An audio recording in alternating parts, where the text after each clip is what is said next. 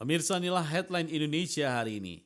Kembali hadir pada edisi Senin 18 November 2024 yang kita awali dari radarsolo.com yang melaporkan kebakaran hebat melanda barak semi permanen tempat parkir sepeda motor karyawan pabrik di Dusun Logerit RT 08 RW 01 Desa Butuh Kecamatan Mojosongo Boyolali pada hari Jumat tanggal 15 November dini hari.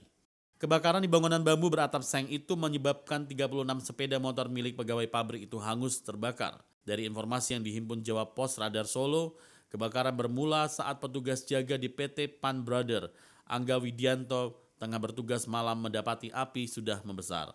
Jarak parkiran yang dilahap si Jago Merah itu berada sekitar 30 meter dari parkiran milik Sukristiono, 47 tahun. Petugas dikabarkan berhasil menjinakkan api kemudian melakukan pendinginan sekitar pukul 3.50 waktu Indonesia Barat. Taksiran kerugiannya mencapai sebesar 500 juta karena 36 sepeda motor hangus terbakar. Dari Jakarta, Kompas.com memberitakan Menteri Perumahan dan Kawasan Permukiman atau PKP, Marwarar Sirait meminta adanya tambahan sebesar 48,4 triliun ke Kementerian Keuangan. Dana tersebut nantinya digunakan untuk beberapa program di bidang perumahan, salah satunya adalah program 3 juta rumah untuk masyarakat. Dia mengharapkan dukungan dan masukan dari Kementerian Keuangan terkait dengan usulan program dan kebutuhan anggaran Kementerian PKP itu. Pada kesempatan itu, Menteri PKP menyatakan bahwa dirinya juga meminta agar Kemenq mengirimkan pegawai serta pejabat yang berkompeten untuk membantu serta menduduki jabatan di Kementerian PKP.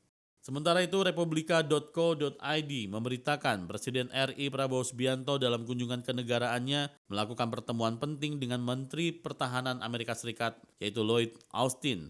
Mereka membahas sejumlah isu strategis global termasuk konflik di Gaza dan ketegangan di Laut Cina Selatan Rabu waktu setempat. Perihal konflik di Gaza, Presiden Republik Indonesia memandang penting mencari solusi damai dengan mengusung pendekatan solusi dua negara atau two-state solution. Cara itu diyakini sebagai jalan terbaik untuk menyelesaikan ketegangan antara Palestina dan Israel.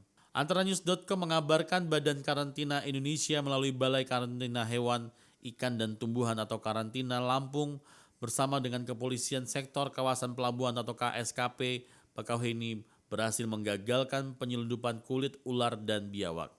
Kulit-kulit tersebut dikemas dalam paket yang diangkut jasa ekspedisi. Petugas mengamankan barang bukti terdiri dari 88 lembar kulit ular dan 374 lembar kulit biawak seperti dikatakan Kepala Karantina Lampung Doni Muksyadan. Pengungkapan penyelundupan bermula pada hari Sabtu tanggal 16 November siang sekitar pukul 13 waktu Indonesia Barat.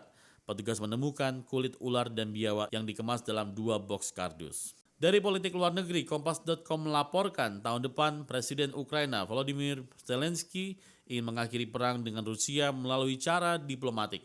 Hal itu dia katakan pada hari Sabtu tanggal 16 November 2024 dalam sebuah wawancara dengan radio Ukraina. Bagi Zelensky, hal itu harus dilakukan segala yang mereka bisa untuk memastikan bahwa perang ini berakhir tahun depan. Kami harus mengakhirinya dengan cara diplomatik, ujarnya dikutip dari AFP. Hal itu menurut Zelensky menjadi penting, terlebih ketika Donald Trump sudah menjabat sebagai Presiden Amerika Serikat tahun depan. Selanjutnya dari perpajakan, NKRIPost.com memberitakan, skema baru terkait pengenaan pajak kendaraan bermotor akan diterapkan mulai tahun 2025. Sebagai salah satu perubahan adalah adanya kenaikan pajak progresif, namun beberapa jenis kendaraan akan bebas dari pajak progresif. Aturan baru ini tercantum dalam Peraturan Daerah Provinsi DKI Jakarta Nomor 1 Tahun 2024 tentang pajak daerah dan retribusi daerah. Skema pajak kendaraan bermotor atau PKB ini akan berlaku mulai 5 Januari 2025. Mengacu pasal 7 Perda tersebut, tarif PKB untuk kendaraan kedua hingga kelima mengalami kenaikan dibandingkan aturan sebelumnya. Sementara itu untuk kepemilikan kendaraan kelima dan seterusnya ditetapkan hanya sebesar 6%. Selanjutnya masalah ekonomi dari Jakarta, CNBC Indonesia memberitakan dolar Amerika Serikat kini sedang perkasa-perkasanya hingga melibas mata uang di beberapa negara, di mana kuatnya dolar Amerika Serikat tampaknya diakibatkan oleh ekspektasi pasar setelah kemenangan Donald Trump sebagai Presiden Amerika Serikat berikutnya. Dilansir dari Refinitiv pada Jumat 15 November 2024, indeks dolar Amerika Serikat atau DXY ditutup di angka 106,69, naik tipis 0,02% dari posisi perdagangan sehari sebelumnya. Kembali dari nkripost.com menyampaikan berita, Polres Lombok Tengah, Nusa Tenggara Barat atau NTB resmi meluncurkan program SIM gratis. SIM gratis diberikan kepada pedagang sayur keliling menurut media tribunlombok.com pada hari Selasa tanggal 12 November 2024. Program ini berlangsung mulai 11 November 2024 hingga 11 Desember 2024. Kasat Lantas AKP M. Puteh Rinaldi menjelaskan bahwa program SIM C gratis untuk pedagang sayur keliling ini merupakan inovasi yang terinspirasi dari program Astacita Presiden Republik Indonesia, di mana salah satu tujuannya adalah untuk penguatan UMKM. Program ini merupakan bentuk kerjasama antara Polres Lombok Tengah dengan mitra Polri seperti Bank BRI, kata Kasat Lantas AKP M. Puteh Rinaldi pada hari Sabtu tanggal 16 November 2024. Pemirsa, itulah headline Indonesia hari ini.